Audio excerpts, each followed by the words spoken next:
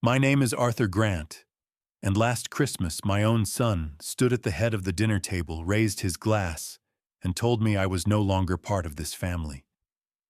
The words didn't just cut, they buried every sacrifice I had ever made under a layer of cold betrayal. But what Darren didn't know was that I had been waiting quietly, preparing. And that night, the envelope I slid across the table carried more power than any insult he could ever hurl.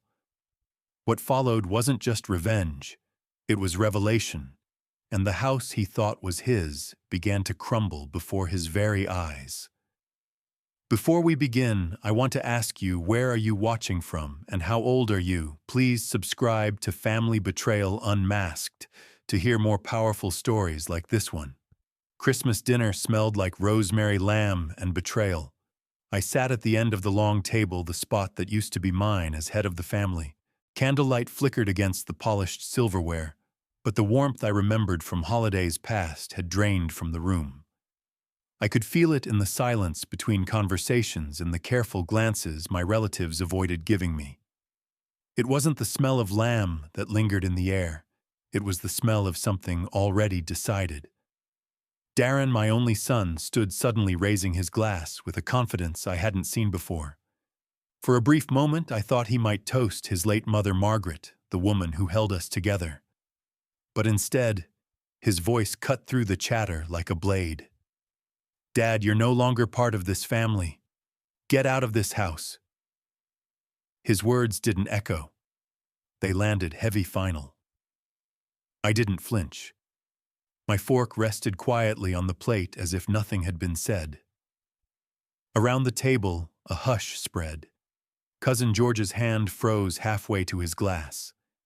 My niece Harper let out a startled laugh before covering her mouth. And then there was Sienna, Darren's wife, sitting with a smirk so thin it could slice paper. She didn't need to speak. The satisfaction in her eyes spoke enough. This was their plan. Months of small exclusions, whispers in the hallway, and decisions made without me had led to this exact moment.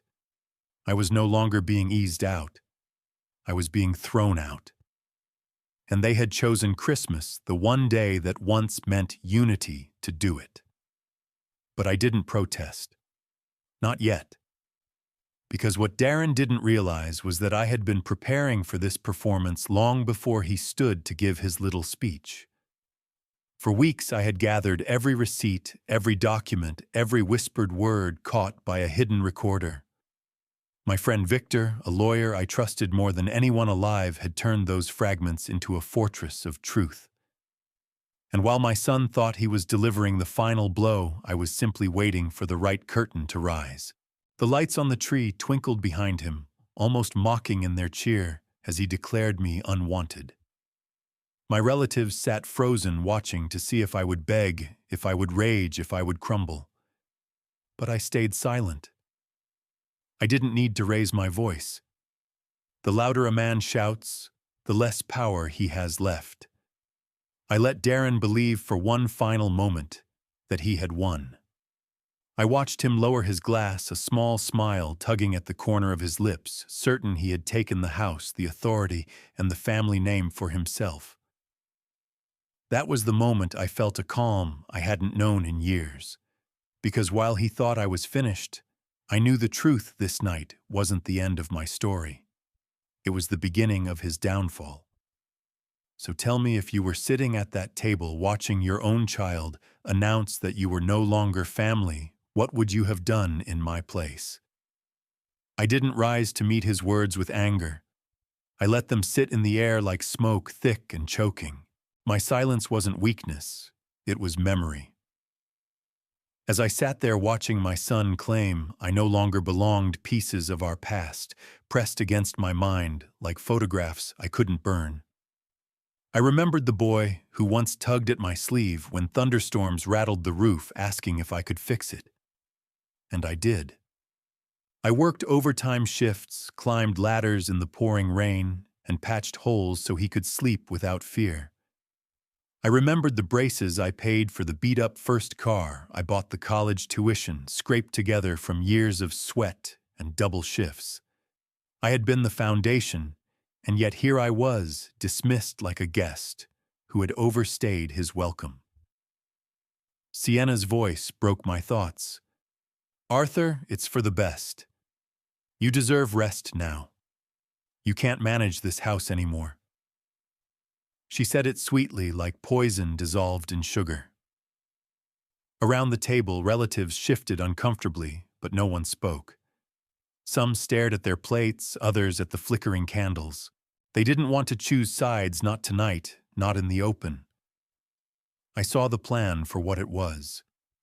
Sienna wanted control, the house, the finances, the narrative. Darren had become her echo, repeating lines she had written for him. And together, they thought they had silenced me. But they had underestimated something. My late wife, Margaret, used to say, Arthur, you give too much. One day you'll have nothing left. At the time, I thought it was poetry. Now I knew it was prophecy. And she had also taught me something else, that patience isn't surrender. Patience is preparation.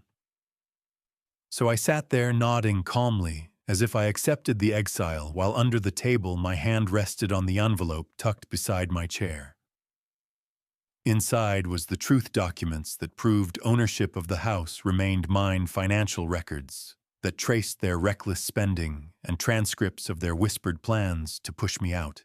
Proof that I wasn't the frail old man they painted me to be, but the builder of this family's foundation, and still its rightful protector. Darren's hand tightened around his glass as he sat down, certain he had ended the conversation. The guests shifted again, relief mingling with discomfort, waiting for me to stand and leave quietly. But I didn't move. I let the clock tick in the hallway, each second louder than the last. Finally, I leaned forward, voice steady but low. Thank you for your words, son. You've made your position clear. I let the pause linger just long enough for Sienna's smirk to widen. Then I added, now let me make mine. Their eyes flickered toward me, curiosity, annoyance, fear. My fingers brushed the edge of the envelope, not yet revealed, but close. For the first time all evening, I saw doubt flicker in Darren's expression. He thought he had silenced me. He had no idea that silence was the sharpest weapon I owned. Tell me, if your child tried to erase you from your own home, would you leave quietly, or would you wait for the right moment to strike back? The longer I sat there, the more the silence pressed against the walls. It wasn't ordinary silence. It was the kind that weighs down a room, the kind that forces people to squirm in their chairs and glance at one another, waiting for someone else to speak. Darren shifted in his seat, his confidence thinning. He had expected me to rise, to storm out, to play the role of the humiliated old man. But I didn't give him that satisfaction. I lifted my glass slowly, not to toast, but to study the reflection of the Christmas tree lights in the wine. They danced like little fires, each one a reminder of the years Margaret and I built this house into more than wood and nails. This was our fortress, our labor, our love. And now my son thought he could erase me with a single declaration. Dad, Darren said finally, his voice quieter. It doesn't have to be ugly. Just accept it. Move on. We'll make sure you're taken care of. His words sounded rehearsed, like lines fed to him by Sienna. She nodded in approval, her hand resting on his arm as though she were controlling a puppet. I looked straight at her. You've rehearsed this moment well, I said calmly. Almost convincing. Her smirk faltered. The relatives shifted again, tension rising like steam off the lamb still sitting untouched on the table. My cousin Ben cleared his throat, but said nothing. My sister Linda fiddled with her napkin, avoiding my gaze. They were all witnesses, unwilling participants in a theater of betrayal. Inside, my pulse was steady.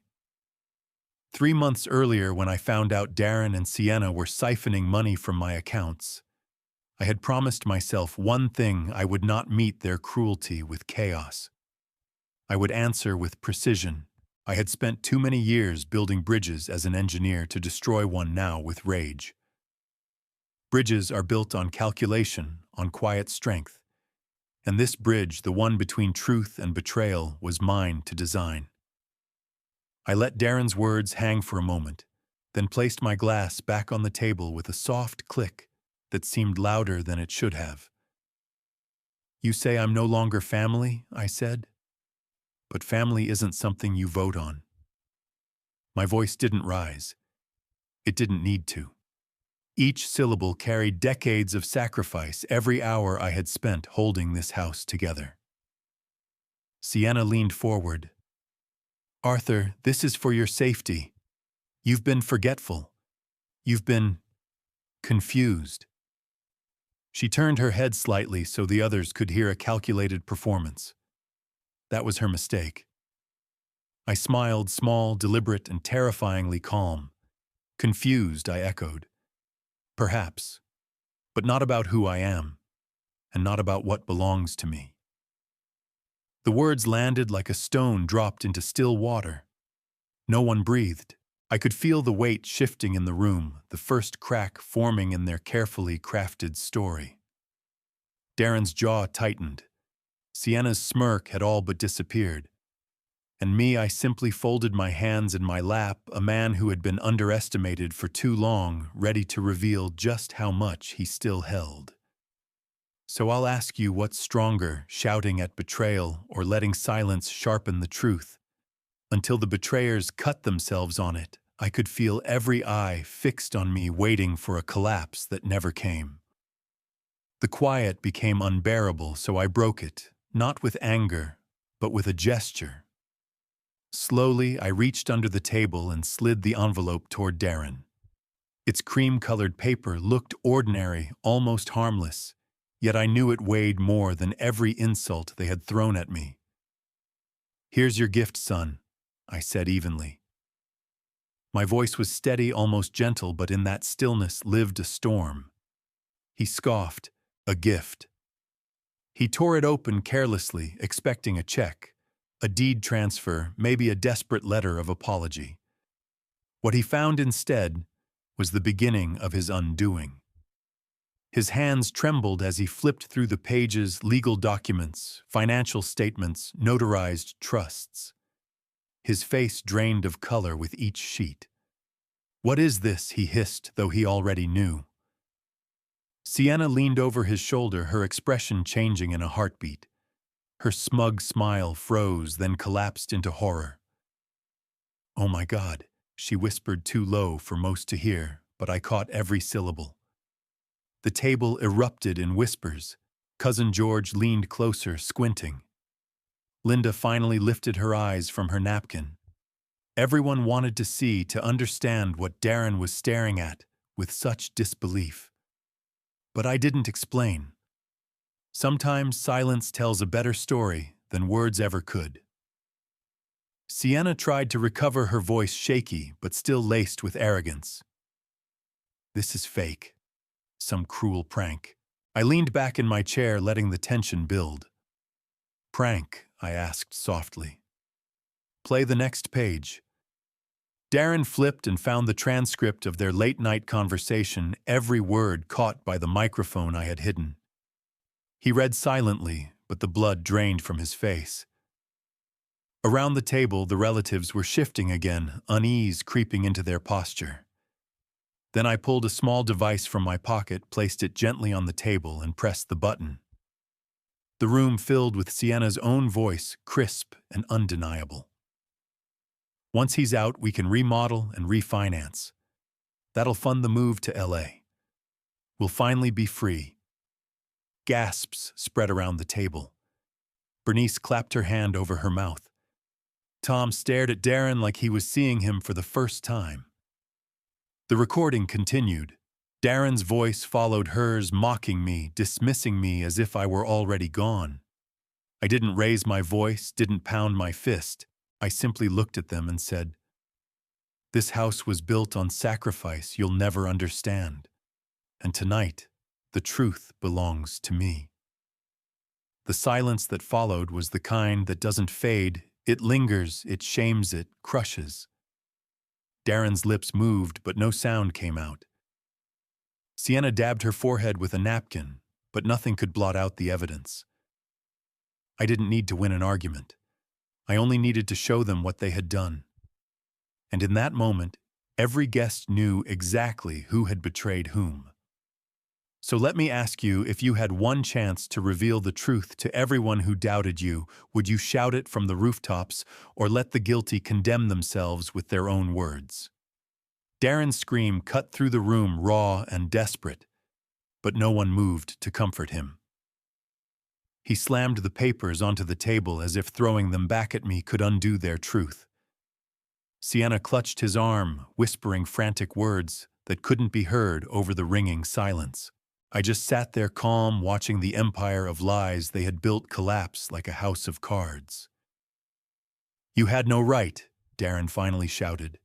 His voice cracked not with authority, but with fear. "This is my house, my family." I shook my head slowly. "No.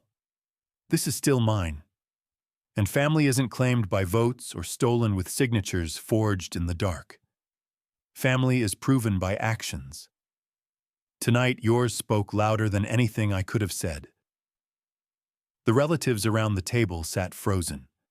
Some looked away in shame.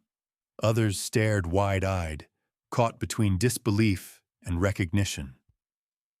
For the first time in years, they weren't seeing Darren as the dutiful son or Sienna as the clever wife. They were seeing the truth, two schemers undone by their own arrogance. Sienna tried again, her voice brittle. "Arthur, you're confused. These documents, they don't mean anything. No one here is going to believe I pressed the button once more." Her voice filled the room again, clearer this time, undeniable. "The man's almost 70. He won't even see it coming." The gasp from Aunt Joyce was sharp enough to break glass. She stood her chair, scraping back. "I can't listen to this," she muttered, shaking her head. Cousin Ben murmured something about disgrace.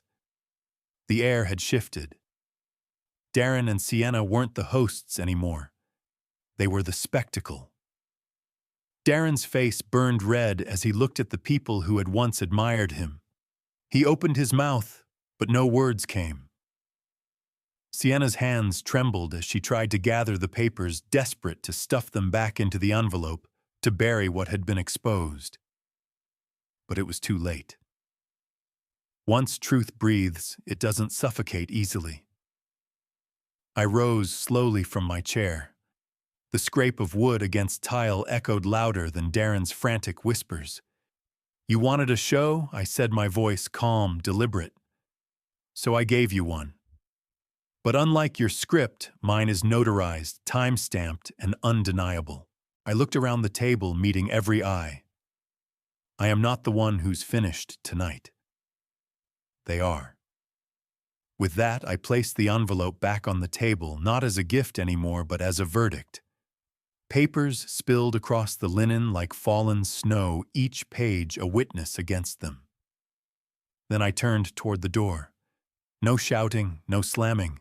Just a quiet exit, the kind that leaves a scar deeper than anger ever could. Behind me, chaos erupted, Sienna pleading, Darren raging, relatives whispering, but I didn't look back. The cold December air greeted me on the porch, sharper than the lamb's rosemary scent, cleaner than the lies that had filled the house. As I walked away, one thought stayed with me. They had wanted me erased. But all they had done was carve their own downfall into stone. So tell me, if you were in my shoes, would you have left quietly as I did, or stayed to watch the wreckage burn? The night after Christmas, I sat alone in the apartment I had rented weeks earlier under a different name. It wasn't much, a chair, a cot, a desk with a lamp, but it was mine. For the first time in years, I felt the weight of silence that didn't crush me. It held me steady. Outside, snow melted into slush tires, hissed along wet pavement, and inside I stared at the folder spread across the desk. The same papers that had turned my son's arrogance into panic now lay flat, no longer weapons, just evidence. 3 months earlier, when I first suspected Darren and Sienna were planning to erase me, I had gone to the garage, opened an old drawer, and pulled out every mortgage document I had kept since the day we bought the house. Margaret had teased me for keeping too much paper, but that habit became my salvation. As I flipped through them, I realized Darren had never removed my name from the original deed. He'd assumed control, yes, but assumption isn't law. And the bank account that paid property taxes still in my name alone. That was when I knew I still had leverage. It wasn't anger that pushed me forward. It was something colder, sharper. I called Victor Sloan, my old friend, and now an estate lawyer, the kind of man who doesn't waste words. He answered on the second ring. "Arthur," he said, his voice carrying 40 years of history. "I was wondering when you'd call." "You always were too patient for your own good," he added after I explained. "I'm done being patient," I told him, and I meant it. Over coffee in a diner off Route 19, we mapped out everything. He laid out a plan precise enough to build a bridge: revocation letters, trust documents, account freezes. I brought him evidence of withdrawals Darren had made without my consent, proof of reckless spending hidden under the label of shared expenses. We didn't need drama. We needed paperwork, and in America, paperwork speaks louder than blood ties. Victor leaned across the table, his black coffee steaming between us. "You want them out," he said. "Or you want them undone?" "Both," I answered. And so the plan was born. For weeks I played the role of the quiet, fading father, while in secret I filed legal notices, secured my assets, and built a fortress they would never see coming. The irony was almost poetic. They thought I was too old to notice their schemes, yet it was their arrogance that made them careless. Sienna joked about assisted living. Darren laughed at my age. But all the while I was building the one thing they couldn't: a clean, irrefutable trail. That Christmas night, when I slid the envelope across the table, they thought it was the end. They didn't realize it was only the spark, the beginning of a much larger fire. So I'll ask you this: if you discovered your own child was plotting to strip away everything you built, would you rely on anger? Or would you quietly prepare the kind of plan no one could stop? The hardest part wasn't gathering the evidence. It was pretending not to know. Every morning I'd sit at the kitchen table with my coffee, listening as Darren and Sienna whispered down the hallway, their voices carrying just enough for me to catch fragments. They thought I couldn't hear, or maybe they thought I wouldn't understand. Either way, their arrogance was my advantage. One night, long before the Christmas dinner, I caught the whole picture. I had gone to the kitchen for chamomile tea when I heard Sienna's voice, clear as day. "Once he's out, we can remodel and refinance. That'll fund the move to LA. We'll finally be free." Darren mumbled something I couldn't catch, followed by the sound of a high five. It was all I needed to confirm what I already suspected: they weren't just planning. They were celebrating. That same week, I installed my own recorder. Not the fancy kind, just a small device tucked inside a light fixture in the kitchen ceiling. It activated on sound, stored everything in neat files, each time-stamped and clear. I tested it myself with whispers and coughs. It worked flawlessly. For weeks, I let it run. The things it captured would later become the backbone of my case. Meanwhile, Darren had convinced me to sign a few forms, just for convenience. Shared accounts, he said. Bills would be easier that way, he said. He looked at me with those same brown eyes that once begged for help fixing a science project. But behind them was Sienna, always watching, always measuring. She had even brought in a realtor one afternoon, calling it a casual assessment. That was when I knew they weren't waiting for me to leave this world.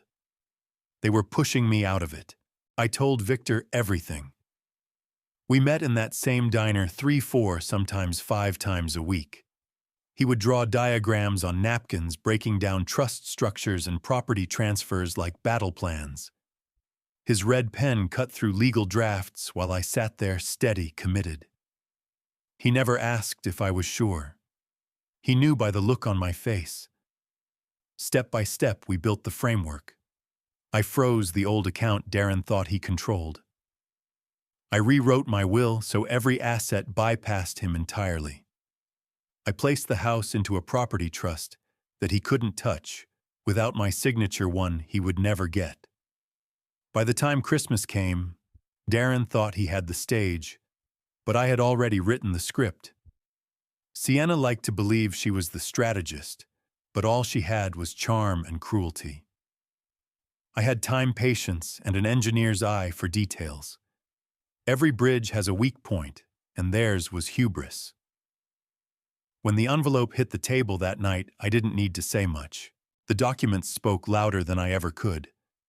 And yet it was only the first move in a much longer game. So tell me, if you caught betrayal brewing under your roof, would you confront it right away? Or would you let it grow just long enough to make the fall unforgettable? I remember the first time I held the folder in my hands after Victor and I finished assembling it. It was heavier than it should have been for a stack of paper, heavier because I knew it carried decades of my life all condensed into proof that I wasn't the man they painted me to be. Every withdrawal, Darren had hidden every fraudulent transfer, every whispered plan Sienna thought no one heard, it was all there. Victor slid the folder across his desk to me. "This isn't just protection, Arthur," he said. "This is your voice in ink." I nodded, though my throat was tight. For months, Darren and Sienna had been erasing me with words. Now I had the power to erase their lies with evidence. The weeks leading up to Christmas became an exercise in performance. By day, I played the quiet old man, nodding when Sienna complained about the curtains, letting Darren handle bills without a word, even thanking them when they ordered takeout without asking if I wanted any. By night, in my rented apartment, I studied the transcripts, memorized the financial records, and organized them into neat binders. Every page was a nail hammered into the coffin of their scheme. There was one recording that stuck with me more than the rest. December 5th, 11:12 p.m. Sienna's voice. "He's still breathing down my neck about that dumb mailbox," Darren chuckled. "He loves that thing, painted it with Mom." Then Sienna again, cruel and sharp. "Then maybe he should go live in it." They both laughed. I didn't. That was the moment my patience hardened into resolve. You can plot against a man's money, even his house, but when you mock the things he built with the woman he loved, you step on sacred ground. Margaret and I painted that mailbox one summer evening with Darren at our side, no older than 10. It wasn't just paint on metal, it was memory sealed in color. And to hear them belittle it told me exactly how little respect they had left for me or for her. Victor had warned me not to let emotion steer the ship. Cold facts win battles, Arthur, he reminded me. Sentiment clouds judgment. He was right, but in that case, sentiment sharpened my aim. I wasn't just protecting a house. I was protecting the years that house represented. By mid-December, everything was ready. The trust documents finalized, the eviction notice stamped and sealed, the recordings transcribed and backed up in triplicate. I carried a copy of the most damning pages in my briefcase, hidden beneath ordinary paperwork. If Darren or Sienna ever thought to search my study, all they'd find was a decoy folder filled with warranty manuals and junk mail. The real arsenal was hidden beneath a loose floorboard in the guest room closet, a hiding spot Margaret and I had made decades ago. The irony didn't escape me. They thought they controlled every inch of that house. Yet the secret that would end them lived right under their feet, in a place they never bothered to look. So I'll ask you, if you discovered your betrayers laughing about the things you once built with love, would you forgive them? Or would you let that cruelty harden into fuel for justice? The invitation to Christmas dinner didn't come from me. It came from Sienna. That alone told me everything. She wanted the spotlight, the chance to showcase her version of the story, the dutiful daughter-in-law, the caring wife, the selfless woman taking responsibility for an aging man. She thought the night would end with applause. What she didn't know was that I had already written the closing act. I played along, smiling faintly, when Linda mentioned over the phone that Sienna was planning something big for Christmas Eve. My sister hesitated, lowering her voice. "Arthur," she told Aunt Joyce, "you've been confused, that you might be ready for assisted living." I didn't answer her. Not because I was shocked I wasn't, but because I was preparing. In the apartment, I turned my desk into a war room. The folder lay open, its contents spread like weapons across the oak surface. Bank statements marked with Darren's careless spending. Audio transcripts labeled with timestamps. Screenshots of Venmo transfers to Sienna's sister notes, attached like, "When he's finally gone." And at the top, the eviction notice dated December 25th, printed on thick ivory paper. It wasn't just legal, it was symbolic. They wanted to erase me on Christmas Eve. I would erase their illusion on Christmas Day. Victor called the night before. The night. "You still sure about this?" he asked, his tone careful. "Arthur, once this comes out, there's no putting the genie back." "I didn't write the first line of this story," I said quietly. "But I'll be damned if I don't write the last." The morning of the dinner, I put on my navy blazer pressed shirt and the silver tie pin Margaret gave me for our 25th anniversary. Looking in the mirror, I didn't see a man defeated. I saw a man carrying truth like a shield. I slipped the envelope into my inside pocket close to my chest and whispered her name. It was time. That evening, the house buzzed with life. Guests trickled in, cousins, neighbors, even the bakers from across the street. Laughter filled the rooms, but it wasn't the laughter of joy. It was the shallow sound of people trying too hard, unaware of the storm about to break. The tree twinkled, the rosemary lamb filled the air, but none of it warmed me. I sat near the end of the table in the seat they thought belonged to a relic of the past. Darren raised his glass, his smile wide but brittle. "Tonight's about family, about care, about making sure our loved ones are looked after." His words dripped with rehearsed compassion. I let him go on each phrase, digging him deeper. Sienna chimed in sweetly. "It's not about control, it's about love." That was my cue. I stood slowly, letting my chair scrape against the floor. "Before you finish that toast," I said, my voice calm but cutting, "I'd like to offer a gift of my own." My hand slipped into my pocket and drew out the envelope. Every eye in the room followed it as I set it down between the rosemary lamb and the holiday centerpiece.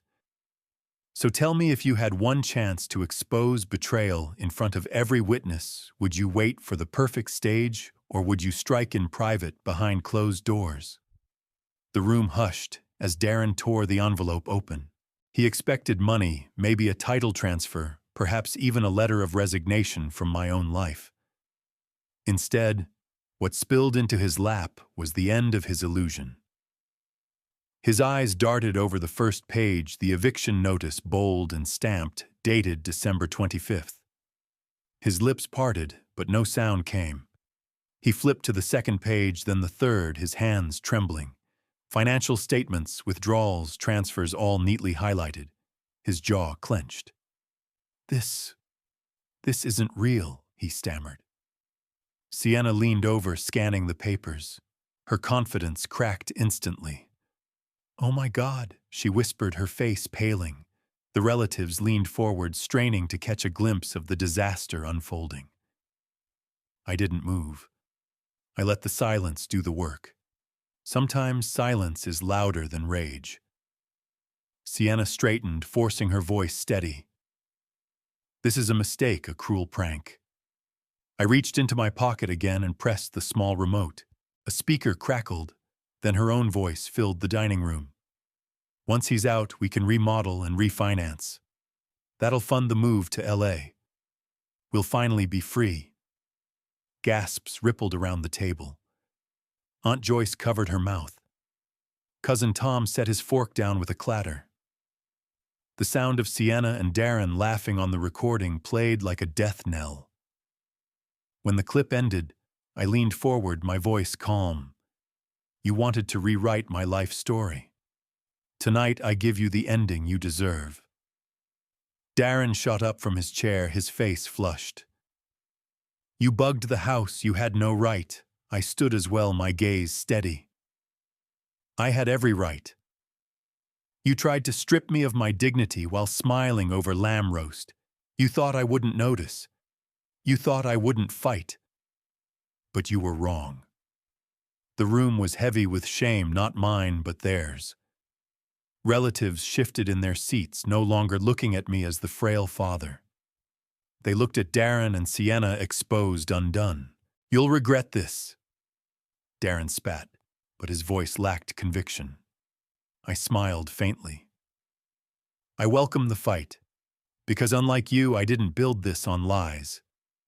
I gathered my coat, slid it on slowly, and looked at each relative in turn. Remember what you saw tonight. Remember who chose betrayal and who chose truth. Then I left the envelope on the table, its pages scattered like snow across white linen, a reminder that no lie survives the light. Outside, the cold air hit my face. My boots crunched on the driveway as the murmur of chaos echoed behind me. I didn't slam the door. I didn't even look back. I simply walked into the night, certain that the first strike had landed. Because what Darren and Sienna didn't understand was simple. This was not the end of my silence. This was only the beginning of their unraveling. So tell me, if you had the chance to turn betrayal into a spectacle of truth, would you leave quietly after delivering the blow, or stay to watch your enemies drown in their shame? The days following Christmas dinner were quiet on the surface, but I knew better. Silence from Darren and Sienna didn't mean surrender. It meant plotting. Betrayers rarely accept exposure. They scramble, they claw, they try to rewrite the truth before it hardens. I expected it. And sure enough, the storm came. It began with phone calls. Darren left 3 messages in one day, his voice shifting from anger to pleading within hours. Dad, we need to talk. Then later, I think there's been a misunderstanding. Finally, you'll regret this if you don't fix it. I didn't respond. Sienna, however, wasn't content with voicemails. She moved faster, calling relatives, spinning her own version of the dinner. To Aunt Joyce, she claimed I had faked documents. To my sister Linda, she suggested I was losing touch with reality. And to cousin Ben, she painted herself as the victim of a cruel father-in-law who had never accepted her. The smear campaign had begun. But they underestimated something. Lies may travel fast, but truth has its own endurance. And I had prepared for this exact counterattack. Within a week, whispers began to circle back to me. A neighbor approached me at the cafe where I took my morning coffee. Arthur, he said gently, I heard Sienna saying you're not well, that you've been confused. He looked at me, waiting for confirmation. I sipped my coffee, steady as ever. Confused, I repeated. Only about why I ever trusted her. The man chuckled nervously, but the seed was planted. Rumors only work when the accused remains silent. But my kind of silence wasn't surrender, it was strategy. I let their words linger long enough for doubt to creep in, then revealed the evidence at precisely the right time. Victor had warned me this phase would come. They won't accept defeat gracefully, he said. They'll paint you as the villain, Arthur. Be ready. I was. Each transcript, each financial record, each recording was duplicated, notarized, and stored in multiple places. They could slander me all they wanted, but my truth was bulletproof. Then Darren tried something bolder. He showed up at my apartment uninvited, his voice raised in the hallway, demanding I open the door. Through the peephole, I saw a man who no longer looked like my son, but like a desperate stranger. His fists pounded the frame. "You can't do this to me," he shouted. "I'm your blood, I didn't answer." I let him rage until his voice cracked and his hands fell limp. Neighbors peeked from their doors, shaking their heads at his outburst. He had revealed himself more clearly than I ever could. That night I wrote in my journal, "They've mistaken silence for weakness. Soon they'll learn it's the loudest weapon I have." So let me ask you, if your own child tried to destroy your reputation, to save their own, would you fight them word for word, or would you let their actions speak louder than any defense you could give? It didn't take long for Darren and Sienna to realize their whispers weren't enough. A few rumors in the family circle might bruise my reputation, but they wanted to bury me. The next strike came in the form of paperwork, legal paperwork. One morning, I found a thick envelope slid under my apartment door. Inside was a petition for guardianship. Darren and Sienna were attempting to prove that I was mentally unfit to handle my affairs, claiming I was forgetful, confused, and incapable of managing property or finances. They wanted the courts to strip me of control the same way they tried to strip me of dignity at the dinner table. I sat at my desk and read every line carefully. Their lies were bold, forged medical notes, exaggerated anecdotes about me leaving the stove on, even a statement that I had told Sienna I wanted to give them the house voluntarily. I chuckled bitterly. They thought they had learned to play the paperwork game. What they didn't know was that I had already fortified every corner of my legal life with Victor's help. That evening, I called Victor. "They've filed," I said, sliding the petition across his desk. He read it silently, his eyebrows lifting only once. Then he leaned back, tapping the pages with his pen. "Sloppy," he said. "Half these claims collapse under scrutiny. And with your recordings, it'll be more than a collapse, it'll be a scandal." The next week, we met again, this time in the chambers of a retired judge Victor trusted. The judge read the same petition and shook his head. "Classic overreach," he said. "If they push this in open court, they'll hang themselves." And that was exactly what I wanted. Meanwhile, Darren tried to corner me in public. He showed up at the cafe one morning loud enough for everyone to hear. "Dad, why are you doing this? People are saying you've lost it. Just come home and we'll take care of you." His words dripped with false concern, a performance for the room. But the regulars knew me. They'd watched me walk in every morning, order the same black coffee, read my paper with steady hands. No one saw confusion in me, only in him. I smiled faintly. "If you're so sure I'm confused, Darren, why are you the one raising your voice?" His cheeks flushed. He stormed out, leaving whispers behind him. And those whispers weren't about me anymore. They were about him. By mid-January, their plan was unraveling. Relatives who once avoided me now called, apologizing for doubting. Neighbors stopped by the cafe to tell me they didn't believe a word of Sienna's story.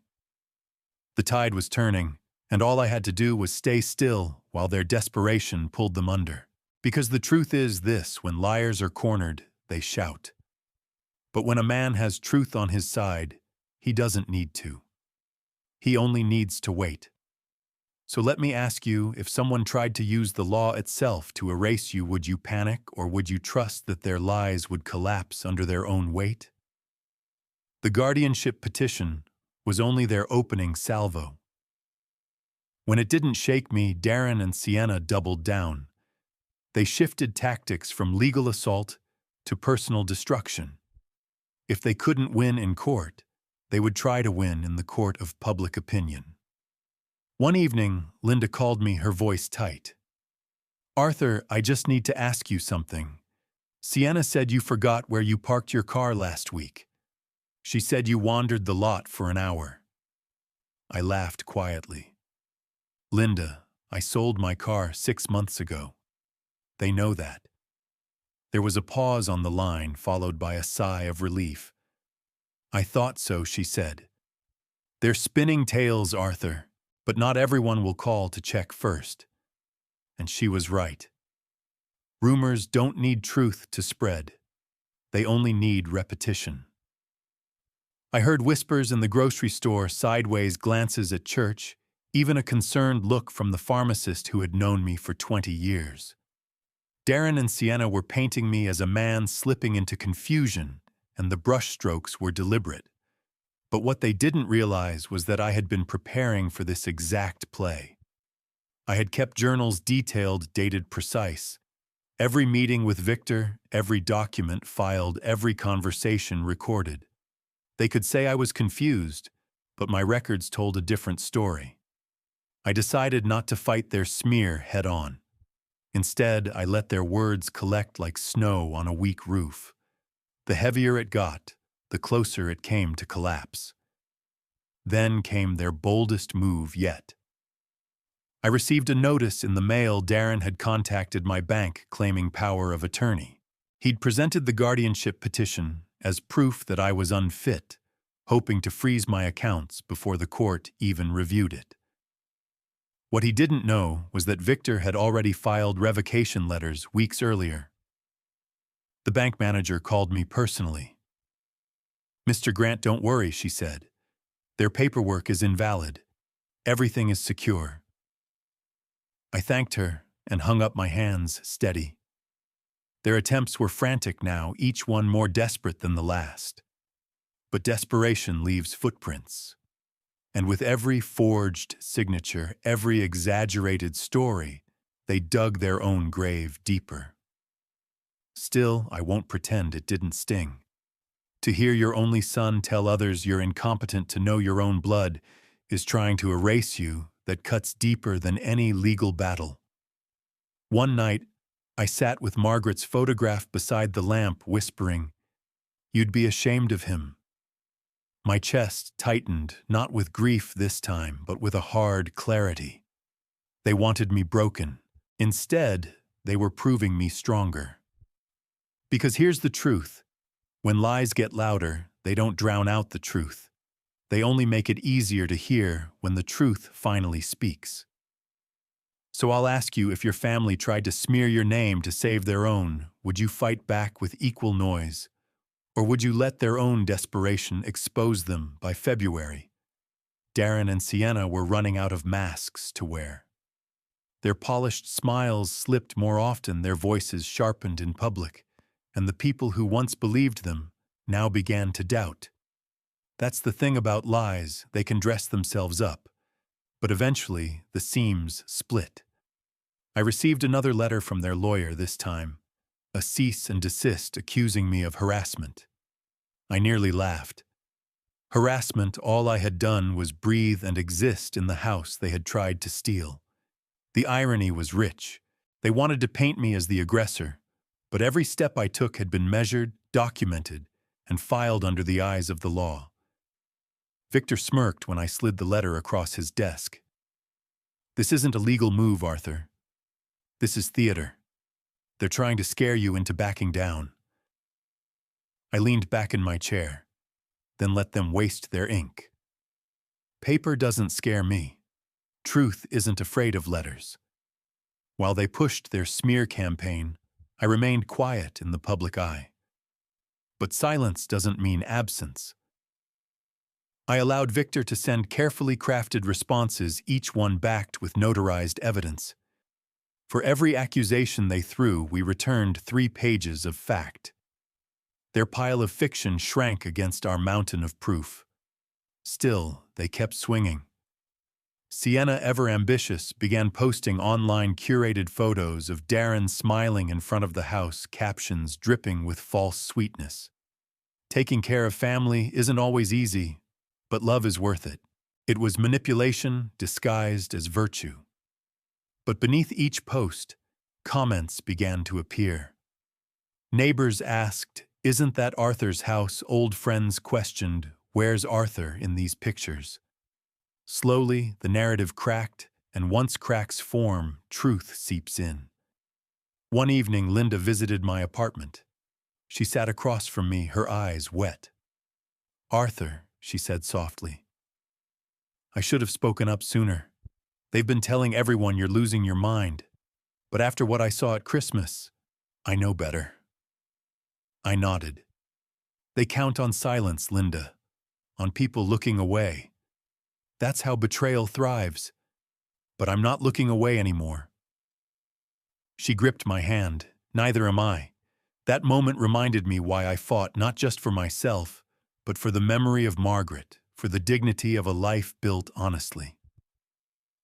Darren and Sienna weren't just stealing property. They were trying to erase a legacy. And that I could not allow. The following week, Victor and I finalized the next step, filing the audio recordings into the court system. They would no longer be whispers caught on a hidden device. They would be entered as evidence stamped sealed and undeniable. Darren and Sienna wanted a war of words. I would give them the one thing words can't defeat: proof. So let me ask you, if you were being slandered by your own blood, would you fight them on their level? Or would you let the undeniable weight of evidence crush every lie they spoke? The guardianship petition finally reached the courthouse in early March. Darren and Sienna arrived dressed in their finest, Darren in a suit he rarely wore. Sienna in a sharp navy dress, her hair pulled back, like she was auditioning for sainthood. They carried themselves like actors walking onto a stage, confident that their performance would win sympathy. I walked in quietly with Victor at my side. No theatrics, no entourage, just a man who had lived long enough to know that truth doesn't need costumes. The clerk called the case and we sat before the judge. Sienna spoke first. Her tone was syrupy, dripping with false concern. "Your Honor, my father-in-law has been confused. He forgets things. He signed documents he doesn't remember. We only want to protect him from himself." Darren nodded solemnly beside her, the dutiful son playing his part. For a moment, I almost admired their commitment to the lie. Almost. When it was my turn, I didn't waste words. I simply slid a binder across the table labeled indexed, time-stamped. "Your Honor," Victor said, "inside are financial records showing unauthorized withdrawals from Mr. Grant's accounts, recordings of conversations where the petitioners discuss removing him from his home, and notarized documents proving his legal ownership of the property in question." The judge flipped through a few pages, her brow tightening. Then Victor pressed play on a small recorder. Sienna's voice filled the courtroom. The man's almost 70. "We'll say it's for his safety. He won't even see it coming." The effect was immediate. Gasps from the gallery. Darren's face drained of color. Sienna shifted in her seat, her composure cracking. The judge held up a hand. "That's enough. I've heard all I need for today." She looked straight at Darren and Sienna. "This petition is dismissed. And frankly, you should consider yourselves fortunate I'm not forwarding this for further investigation." Victor and I exchanged a glance. We hadn't just won, we had dismantled their attempt in front of the very system they thought would protect them. As we left the courthouse, Darren caught up to me in the hallway. His voice was low, desperate. "Dad, please. We can fix this. Don't do this to me." I stopped, turned, and met his eyes. "You did this to yourself, Darren. And worse, you did it to me." His shoulders slumped, but I felt no triumph, only clarity. That night I sat at my desk, opened my journal, and wrote they wanted me silenced. Instead, they gave me a stage. And the world saw them for what they are. The counterattack was over. They had thrown everything they had at me, rumors, petitions, lies. And each one had shattered against the wall of truth I had built. But I knew this wasn't the end. They were wounded, humiliated, cornered. And cornered people are dangerous. The The final blow was still to come. So let me ask you if your enemies were already defeated, but still clinging to pride. Would you stop there? Or would you finish the fight once and for all? The courthouse victory should have been enough. Any reasonable person would have taken the dismissal as a warning, cut their losses, and walked away. But Darren and Sienna weren't reasonable. Humiliation burns hotter than truth, and theirs was still smoldering. They withdrew from the family gatherings, their smiles vanished from social media, but I could feel their resentment simmering in the dark. They weren't finished, and neither was I. Victor and I sat across from one another at the diner, the same one where we had drawn up the first battle plan on napkins. He stirred his coffee, watching me carefully. "Arthur," he said, "we can end it quietly now. You've won. Your assets are secure, the petition is dead. But if you want this to be final, we'll need to cut deeper." I stared at the steam rising from my mug. I thought of Margaret, of her words. "One day, Arthur, your patience will run out. And when it does, make sure it counts." She had been right. This wasn't about pride anymore. It was about ensuring Darren and Sienna could never pull this on me or anyone else again. "Cut deeper," I said finally. "Show me how." Victor opened his briefcase, sliding out a folder thicker than the last. Inside were audit reports, trust agreements, and a draft letter to the IRS. "They claimed your gifts as non-taxable family contributions," he explained. "But with your documentation, those gifts become misappropriated assets. The difference is nearly $500,000.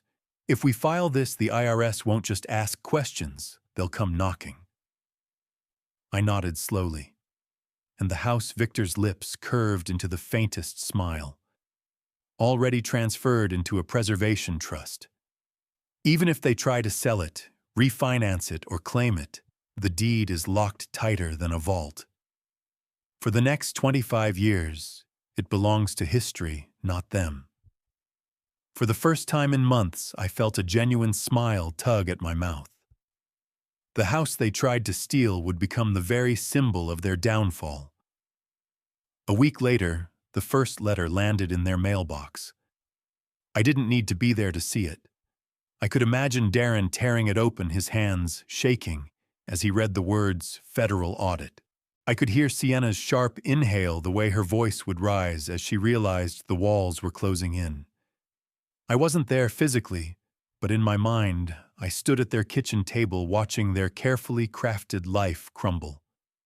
That was enough. When Victor called to confirm the audit was moving forward, I simply said, "Good.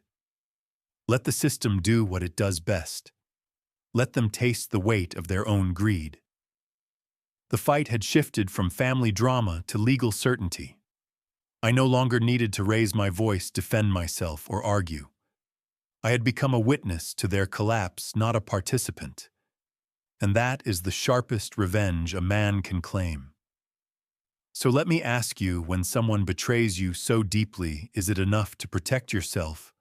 Or would you go further and make sure they never rise again on the backs of others? The first cracks appeared almost immediately.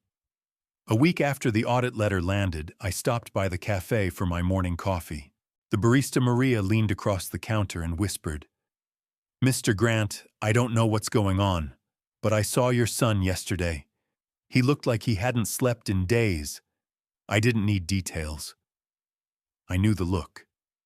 I'd seen it on construction sites, when a careless engineer realized a miscalculation would collapse the whole project.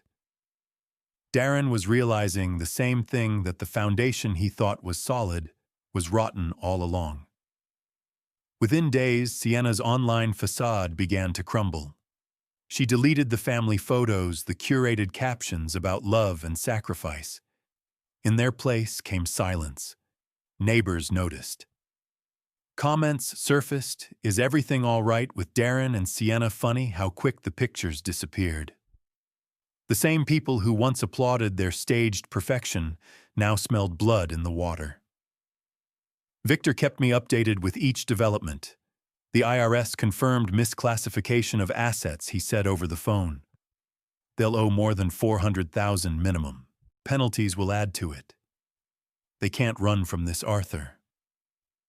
I leaned back in my chair, letting the words sink in. Not triumph, not glee, just the satisfaction of balance being restored. For months they'd siphoned my savings, treated me like a burden, plotted to erase me. Now the scales were tipping back where they belonged. Darren tried to reach out. The first voicemail was angry. "You went too far, Dad. This isn't justice, it's cruelty." The second was desperate. "Please think about Lily. Think about the family. We can fix this if you just stop." I didn't return either call. The irony was sharp. They had never thought about family. When they plotted my removal, never thought about what Margaret's memory deserved. Now they wanted mercy. Sienna, though, played a different angle. A handwritten letter arrived in my mailbox. "Arthur, I didn't mean for it to go this far. I was only trying to protect Darren's future. Please don't let the IRS destroy us." I read it once, folded it, and tucked it into the back of my journal. It wasn't apology, it was fear. Fear doesn't undo betrayal. Meanwhile, relatives who once wavered began reaching out. Cousin Tom called. "Arthur, I just want to say you did right. None of us could have done what you did. Proud of you."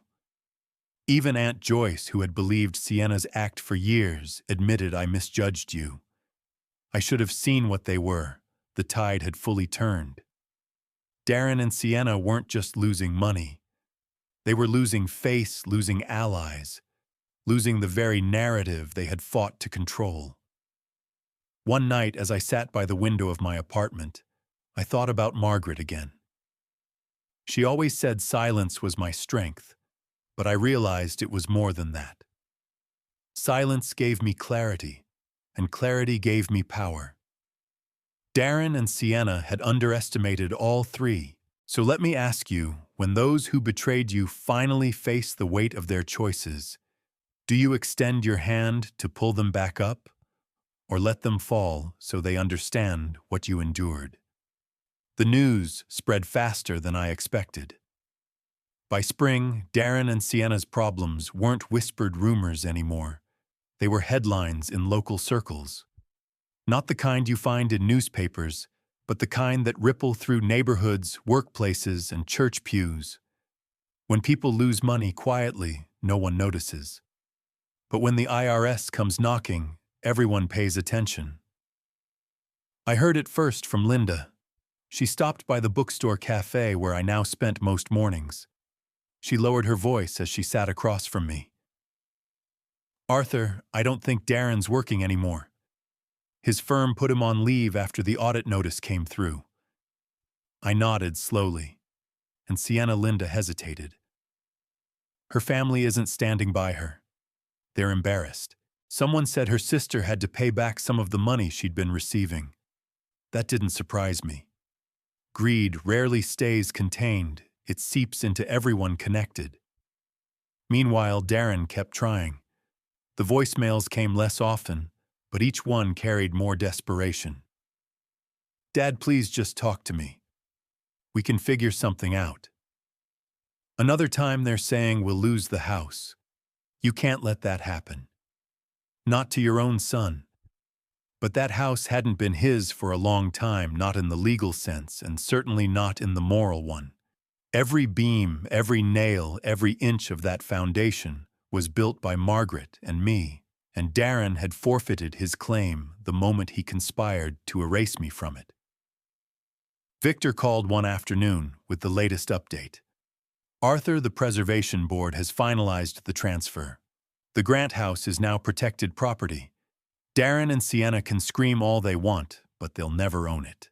I closed my eyes, picturing the plaque that would soon hang on the fence. Grant Home Est, 1978. The irony was sharp. They had tried to rewrite history, but now history itself carried my name preserved long after their schemes turned to dust. Social fallout hit them just as hard as the financial collapse.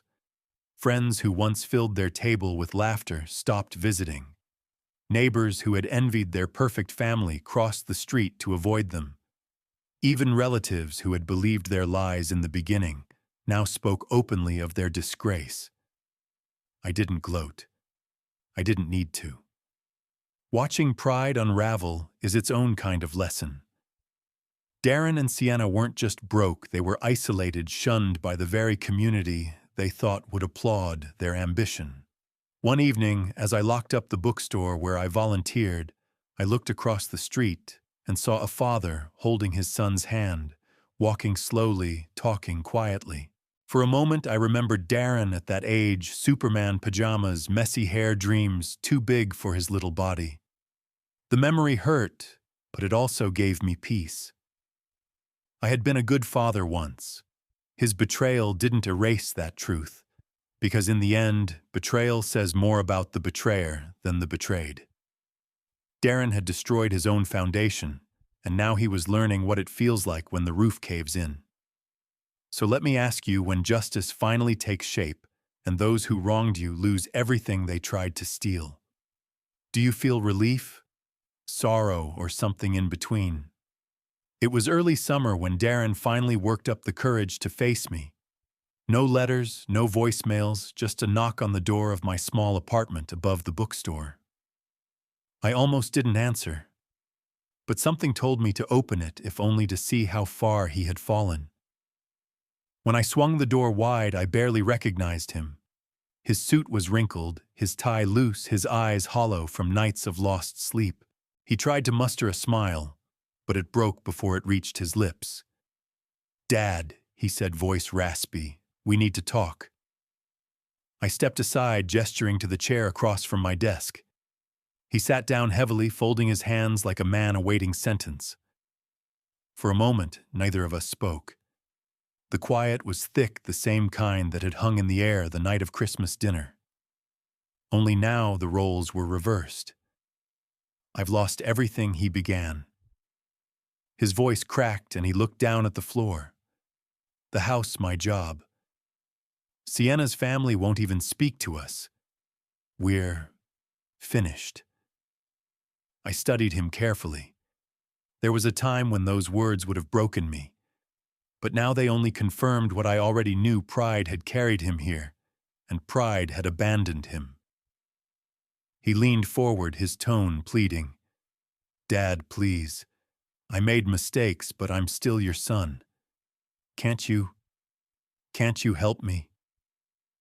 I let the question hang.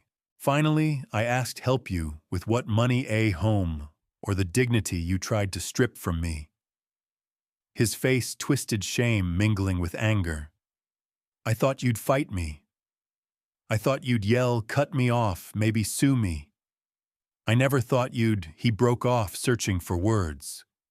"Never thought I'd what I asked. Outthink you, outsmart you, show you that silence doesn't mean surrender." He swallowed hard, eyes shining. "I just wanted to be seen." The words stopped me cold. I remembered the boy he once was, standing on a stage at his high school graduation, trembling as he said, "Everything I am is because of you, Dad." That boy was gone, replaced by this hollow man across from me. "I did see you," I said quietly, "your whole life. I saw every scraped knee, every late-night study session, every dream you chased. But somewhere along the way, you stopped seeing me. You saw only what you could take." He opened his mouth, but I held up a hand. "You lost what wasn't yours to claim. The house, the money, those were never truly yours. What you still have, Darren, is your daughter. Be the man she needs. Because I won't carry you anymore." He nodded slowly, defeated. He stood, hesitated, then whispered, "I'm sorry." I looked him straight in the eye. "Maybe you are. But apology isn't a door, Darren. It's a mirror. Look into it and see who you've become." He left without another word. I closed the door softly behind him, not with anger, but with clarity. So let me ask you, if your child came back broken after betraying you, would you open the door to rebuild or leave it closed so they learn to rebuild themselves? After Darren left my apartment that evening, I stood by the window watching him walk down the street with shoulders hunched like a man carrying stones. The city lights flickered against his figure, and for the first time in months I felt no anger toward him, only a strange stillness. Betrayal had carved a deep wound. Yes, but watching him stumble away, I realized the wound was no longer bleeding. It had scarred over. Days turned into weeks, and the consequences continued to tighten around him. The IRS pressed forward with penalties. Creditors called. Friends vanished. Even Sienna, once so confident in her schemes, was reduced to a shadow, her reputation torn apart by the very arrogance she wore like armor. I didn't need to lift another finger. The system was finishing what I had started. Victor met me for lunch at the diner one last time.